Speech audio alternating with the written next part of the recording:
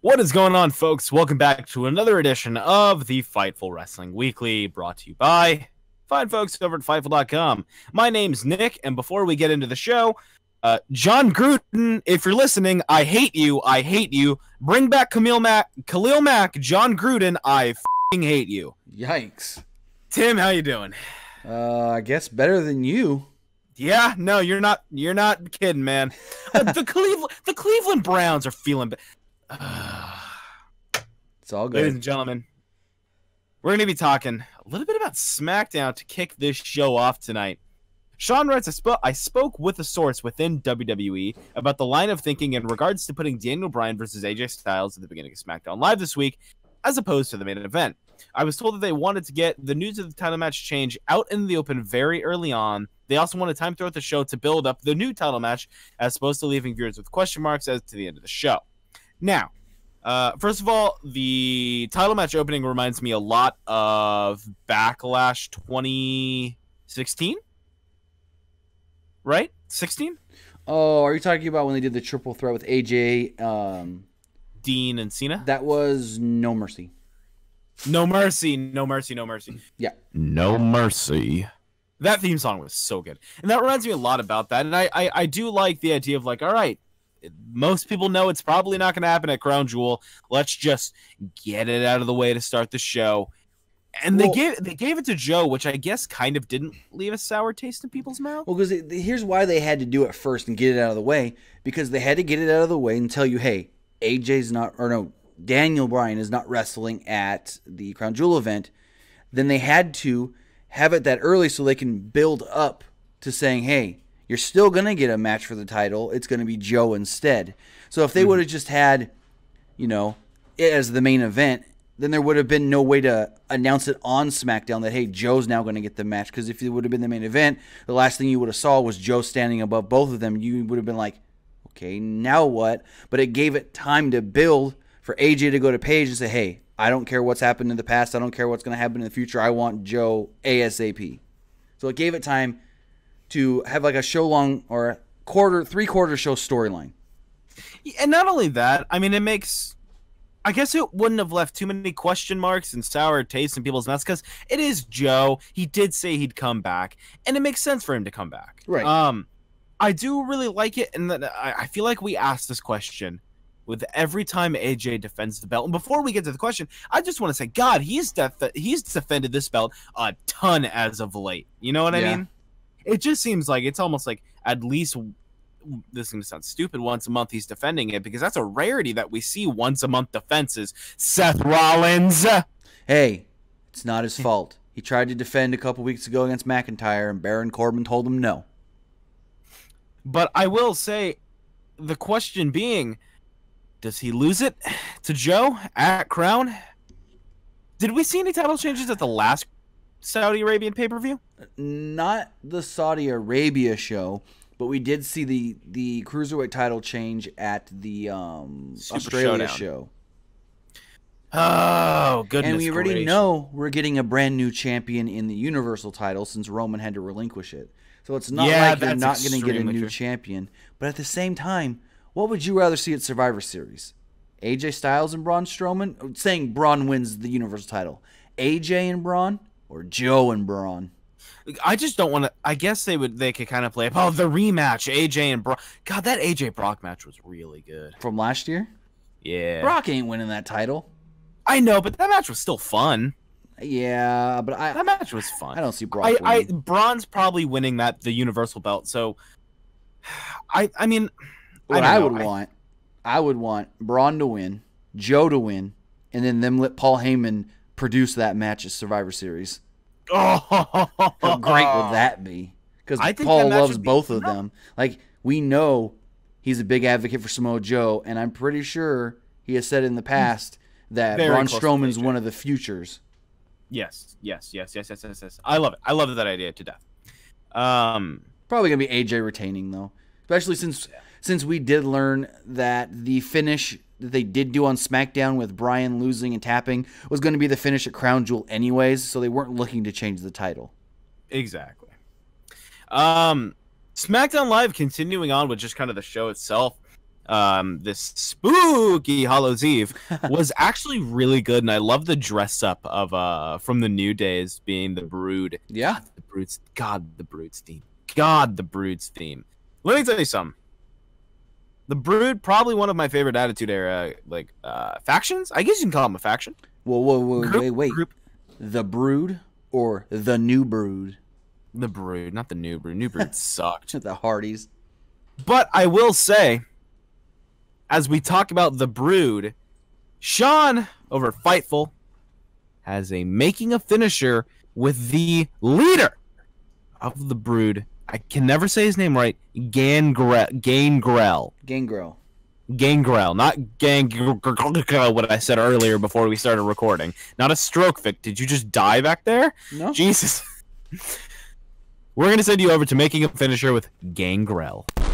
Well, like I said earlier, I used to run Dean Malenko's wrestling school, so I was in there with his students, and there used to be, I call him CG Oppi, but I don't know what he was called when he was one of the Italians, the real skinny one. I forget what they called him. Little Guido? Yeah, the tiny one, not the real small one. Like he's really, really skinny. Yeah, but not Guido, but Tony Mamaluke. Tony, there he is. Tony, yeah, CJ.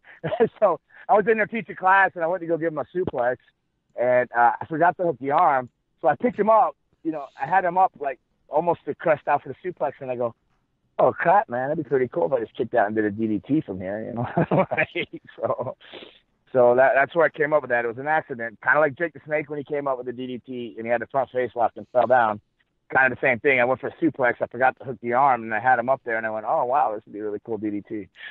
So. It's funny because Malenko is credited with inventing the jackhammer on accident, too. So there you go. I was trained by his father, Boris. Yeah. So that's who Boris trained me, and a fellow named Rusty down here in South Florida. So, yeah, I mean, all the time. Yeah, I mean, it's funny how things accidentally happen, right?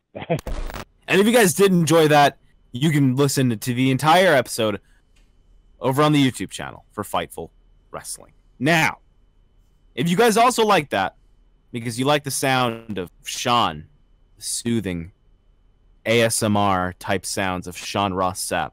Sure. Do you know what ASMR is? No. No? I think you might know what ASMR is. It's like people that have the Blue Yetis and stuff, and they tap on things in front of the microphone really loud. Oh, okay.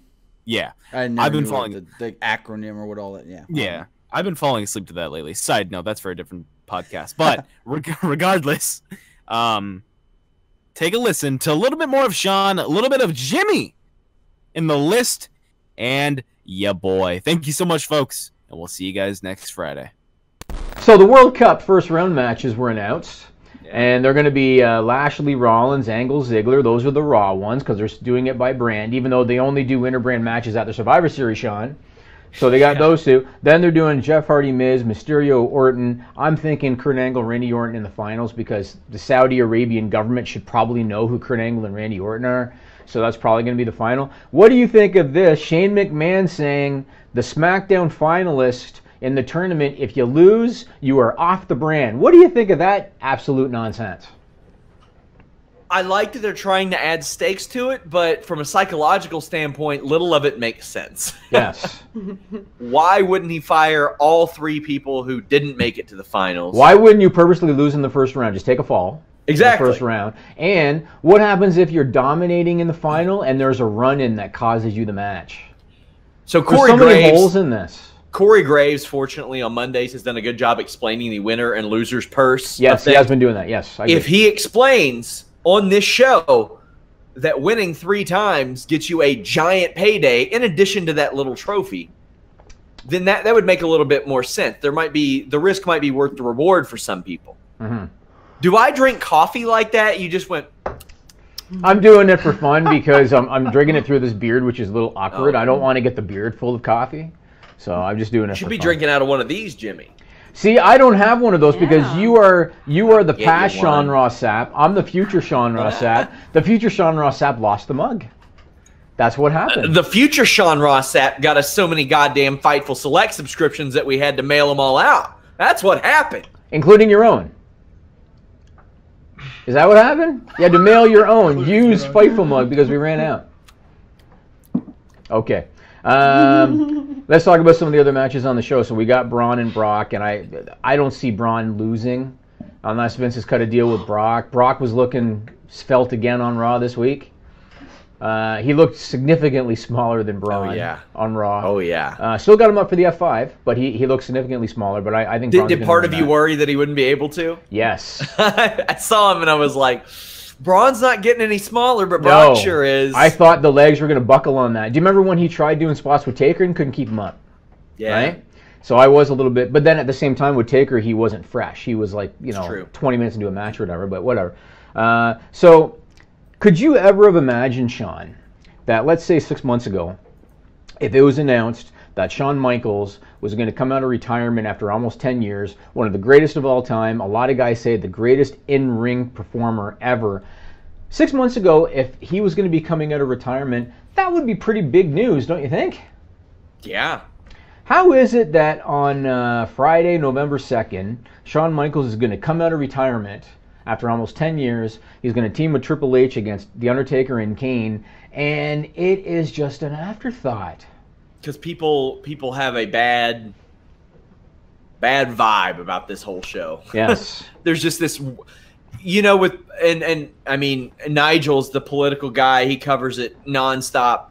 When political issues are brought up in wrestling, there's usually a good 60-40 split. 60% of people that I interact with are in favor of the real right moral thing, and about 40% are like, oh, who gives a shit? Oh, their money, their ratings, this and that. I would say it's like 95% that are leaning towards and it's gotten a little bit less. It's probably about 80-85% as we stand. People have gotten a little bit more eased into it, but I mean, I think overwhelmingly negative, like people in this card, and it's just like, man. It is overwhelmingly negative, although I do think that some of the media and the politicians are just running their own agenda. Yeah, of course. And they're using this to fuel that, I think. And that's why when you and I talked about it, and I said to you, if it was me, I would probably try to delay it, but I understood why they're doing it.